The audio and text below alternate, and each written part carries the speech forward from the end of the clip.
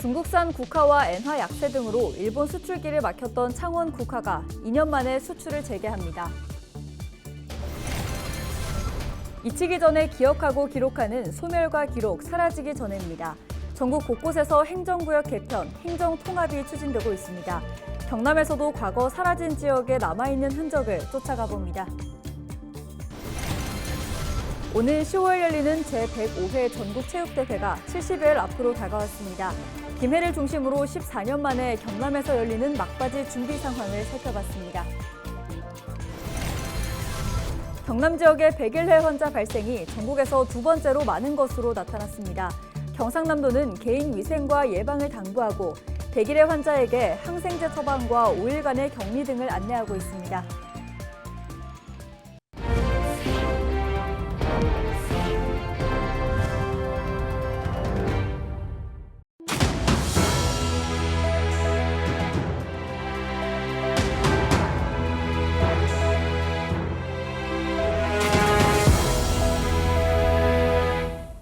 시청자 여러분 안녕하십니까?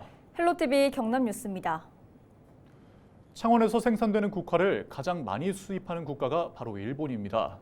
하지만 중국산 국화와 엔화 약세 등으로 수출길이 막혔습니다. 네, 국화 소비가 많은 일본 오봉절을 앞두고 수출이 2년 만에 재개됐습니다. 표영민 기자입니다. 창원의 한 비닐하우스. 하얀색 국화를 소확하는 손길로 분주합니다.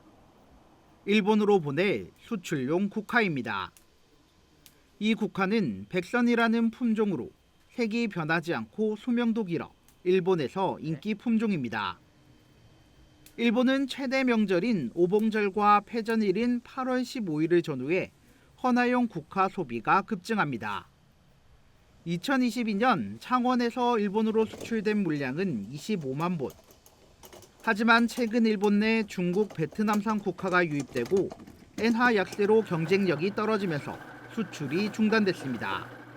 수입이 너무 많이 되다 보니까 좀 저렴해서 수출을 해야 되겠다는 그런 생각을 하게 됐고 앞으로도 수출을 좀 많이 하면 좀 더 농가에 도움이 되지 않을까 그렇게 생각합니다. 올해 수출 물량은 4만 5천 본. 2년 전에 비해 약 80% 이상 감소했습니다. 재배 농가들은 수출 물류비 지원 철폐 등으로 떨어진 경쟁력을 높이기 위해 정부와 지자체의 지원을 호소했습니다. 우리 요 농가가 수출을 하려면은 이 물류비가 상당히 많이 들어가거든요. 그런 부분 참 정부 차원에서 지원을 좀 우리 농가 입장에서 바라는 입장입니다.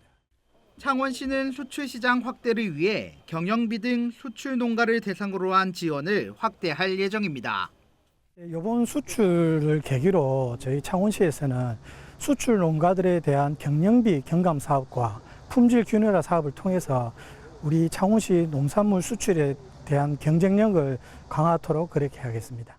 최근 몇 년 새 값싼 수입산에 밀려 어려움을 겪어온 재배 농가들.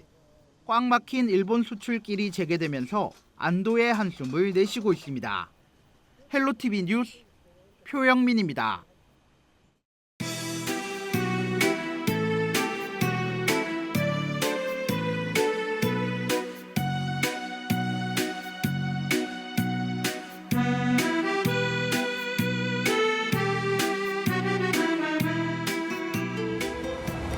전국 곳곳에서 행정구역 개편, 행정통합이 추진되고 있습니다. 이 지방소멸의 위기 속에 어쩔 수 없다고는 하는데 오랜 세월 뿌리내리고 살아온 지역 주민들에겐 아쉬울 수밖에 없죠. 잊히기 전에 기억하고 기록해야 할 것을 조명합니다. 소멸과 기록 사라지기 전에 경남에서도 이 행정구역 개편으로 사라진 지역에 남아있는 흔적을 쫓아가 봤습니다.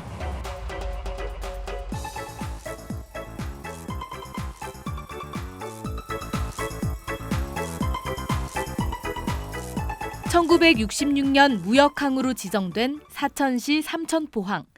고려시대부터 조세미, 그러니까 세금으로 내는 쌀을 납부하는 항포구에서 발전했습니다. 여기서부터 고려 수도인 개성까지 3,000리나 된다고 해서 지어진 지명 삼천리. 그렇게 삼천포가 됐습니다. 1970년대 후반 오징어 가격이 오르자 상승세를 타기 시작한 쥐포. 전국에서 잡히는 쥐치 10마리 중 8마리가 삼천포로 모였고 공장에서는 쥐포를 찍어내기에 바빴습니다. 쥐포의 고장, 수산업의 활황과 함께 가까이 화력발전소까지 들어서며 삼천포는 경제 부흥기를 맞았습니다. 개도 10,000원짜리를 물고 다녔다라고 삼천포의 그 당시에 주민들이 표현을 하고 했었죠. 그때는 다 아시다시피 삼천포 그러면 전국에서 이름난 지치요. 삼천포 그러면 지포가 굉장히 유명했고 삼천포의 고유 산업인 수산업과 그다음에 관광 산업이 초기화되었고 삼천포시와 사천군이 통합한 지 벌써 30년. 옛 삼천포시청에는 기념 식수와 표지석이 옛 모습을 보여줍니다. 그래도 남아있는 것은 많습니다. 통합 반대하는 사람들이 있어가지고 시청에 와서 데모를 많이 했어요. 그 일부 그 시민들이. 삼천포락한 시는 없어지지만 항구락군 자체가 남아 있으니까 후손들도 그 항구락군 명칭을 자랑 삼아서. 임진왜란 당시 경상도와 전라도, 충청도의 수군을 지휘한 통제사 이순신 장군이 있던 곳, 삼도수군 통제영 통영입니다. 1955년 통영군 통영읍은 인구가 급격히 늘며 충무시로 승격합니다. 통영군과 통합되기 전까지 충무시의 역사만 40년. 당시 인구는 약 10만 명에 달했습니다. 이 충무공의 구의 정신을 대한민국에서 가장 끝까지 지키고 있는 도시가 아마 충무시, 통영시일 겁니다. 우리 이 고장에서는 많은 건물도 그렇고 학교도 그렇고 그 명칭들이 많이 살아 있습니다. 부산과 여수의 항로를 오가는 중간 지점. 충무시는 당시 좁은 육로보다 인기가 좋았습니다. 멸치부터 문어, 멍게, 장어까지 대한민국 수산업 1번지로 거듭났습니다. 3대째 충무시, 지금의 이른 통영을 기록하고 있는 류태수 씨에게 고향은 예술입니다. 충무시라는 충무가 결코 가벼운 이름이 아니죠.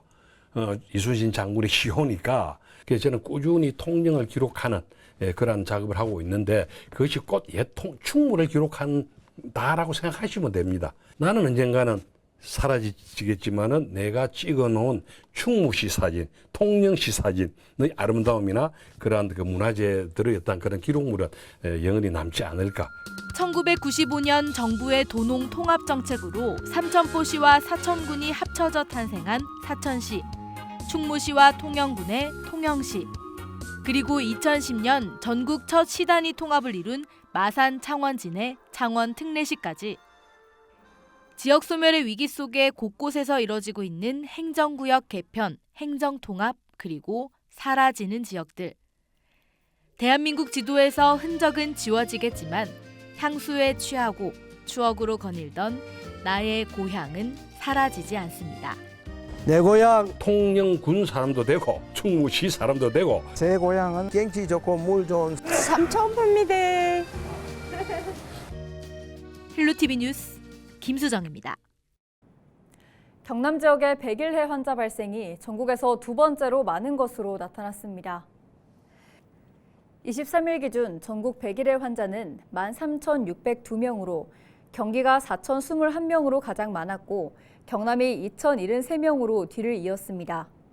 특히 경남 백일해 환자는 전체 2,073명 중 10세에서 19세 환자가 1,678명으로 가장 많고 이어 9세 이하가 316명으로 대부분 10대에서 발생했습니다. 경남도는 개인 위생과 예방을 당부하는 한편 백일해 환자에게는 예방적 항생제 처방과 5일간 격리 등을 안내하고 교육청과 조치에 나섰습니다. 경상남도 선거관리위원회가 전직 국회의원과 회계 책임자를 검찰에 고발했습니다. 21대 A 국회의원의 회계 책임자는 지난해 정기 회계 보고와 관련해 1억 2천만 원 상당의 영수증과 증빙 서류를 제출하지 않은 혐의를 받고 있습니다. 또 선임권자인 A 국회의원은 회계 책임자의 미제출 행위를 제대로 감독하지 않아 고발됐습니다. 정치자금법은 정치자금의 수입과 영수증, 증빙 서류 등을 매년 제출하지 않으면 3년 이하의 징역 또는 600만 원 이하의 벌금을, 회계 책임자 선임권자에게도 200만 원 이하의 벌금에 처한다고 규정하고 있습니다. 창원시가 지속 가능한 발전과 기후 위기에 대응해 ESG 경영을 본격 추진합니다. 의회는 다음 달 의장단 간담회부터 종이 없는 회의로 진행하고 내년까지 상임위원회에 전자회의 시스템을 구축할 예정입니다. 또 김장 나누기와 헌혈 등 사회적 가치 활동과 조직 내 반부패 청년 문화 확산을 위한 특강 등을 진행할 방침입니다. 오는 10월 열리는 105회 전국체육대회가 70여 일 앞으로 다가왔습니다. 김해를 중심으로 14년 만에 경남에서 열리는 체전인 만큼 막바지 준비도 철저하게 진행되고 있습니다. 권정숙 기자가 전해드립니다. 국내 최대 스포츠 축제인 전국체전. 105회를 맞는 올해 체전은 14년 만에 김해를 중심으로 경남 곳곳에서 열립니다. 체전은 오는 10월 10일에 개막해 일주일 동안 전국에서 모인 3만여 명의 선수와 임원들이 49개 종목에서 열띤 경쟁을 펼칩니다. 개회식과 폐회식, 육상 경기가 진행될 주 경기장인 김해 종합운동장의 공정률은 100%입니다. 문화체전 의미에 맞춰 시설은 물론 김영원 미술관, 경관 조명까지 갖췄고 지난달 무너진 옹벽도 다음 달이면 정비를 끝내게 됩니다. 이처럼 도내 112개 경기장은 다음 달까지 모든 위용을 갖추게 됩니다. 종합운동장은 7월 달에 전체적으로 마무리가 되었고 일반 시민들이 방문하셨을 때 보시면은 아름답고 웅장하게 잘 지었다고 말씀들 하십니다. 10월 달에 전국체전이 치러지는 안전한 전국체전이 될 수 있도록 최선을 다하겠습니다. 올해 체전은 경남과 함께 다시 뛰는 대한민국이란 주제로 전국에 경남을 알리게 됩니다. 상징물은 경남과 불꽃, 사람을 의인화했고 마스코트는 경남도의 새, 백로를 표현한 백동입니다. 손님을 맞기 위해 3,000명이 넘는 자원봉사자와 12,000명에 이르는 도민 응원단이 출격합니다. 숙박업소도 김해 롯데 리조트 등 1,400여 개, 26,000여 객실이 확보됐고 예약률도 97%에 이르고 있습니다. 온라인을 시작으로 다음 달에는 5개 홍보가 진행되는 등 분위기를 올리기 위한 맞춤형 전략도 본격화됩니다. 미래 우주 항공산업의 추진 동력으로서의 경남의 위상을 널리 알리고 선수와 관람객이 함께 화합하는 축제의 장으로 만들어 경남과 함께 다시 뛰는 대한민국을 느낄 수 있도록 준비에 만전을 기하겠습니다. 강화도 만이산과 김해 구지봉에서 644명의 주자의 손으로 이어져 불을 밝힐 전국체전. 이후 장애인 체전으로 이어지는 대회의 성공을 위해 경남의 준비도 막판 속도를 다하고 있습니다. 헬로티비 뉴스 권정숙입니다. 수사 중인 사건 정보를 유출한 혐의를 받고 있는 현직 총경 A씨에 대해 검찰이 구속영장을 청구했습니다. A 총경은 부산 지역 중견건설사의 경영권 다툼과 관련해 수사 정보를 유출한 의혹을 받고 있습니다. 해당 사건은 사주 일가가 상대편을 구속하기 위해 전직 경찰관인 사건 브로커에게 돈을 주고 A 총경 등을 연결고리로 현직 경찰관들을 접촉해 수사 정보를 유출했다는 의혹입니다. 검찰은 A 총경이 근무한 적이 있는 부산 연제경찰서와 현재 근무 중인 울산경찰청을 압수수색한 바 있습니다. 현재 해당 사건과 관련해 사주 일가로부터 돈을 받고 활동한 전직 경찰관인 브로커 60대 B씨는 재판에 넘겨졌습니다. 대법원이 지난 23일 서울고법의 재심 개시 결정에 대한 검찰의 항고를 기각하면서 동백림 사건에 연루돼 옥살이를 한 통영 출신 고 윤희상 작곡가의 재심 개시가 확정됐습니다. 이에 따라 서울고법에 배당된 재심 사건 심리도 본격화할 전망입니다. 동백림 사건은 1967년 중앙정보부가 유럽에 있는 유학생과 교민 등 194명이 동베를린 북한 대사관을 드나들며 간첩 활동을 했다고 발표한 사건입니다. 독일에서 활동하던 고 윤희상 씨는 한국으로 이송돼 징역 10년을 선고받고 2년간 복역했습니다. 국가정보원 과거 사건 진실규명을 위한 발전위원회는 이 사건을 정치적 목적을 위해 대규모 간첩 사건으로 확대 과장했다고 밝혔으며 유족은 2020년 재심을 청구했고 법원은 3년 만인 지난해 5월 재심을 결정했습니다. 이상으로 뉴스를 마칩니다. 함께해 주신 여러분 고맙습니다.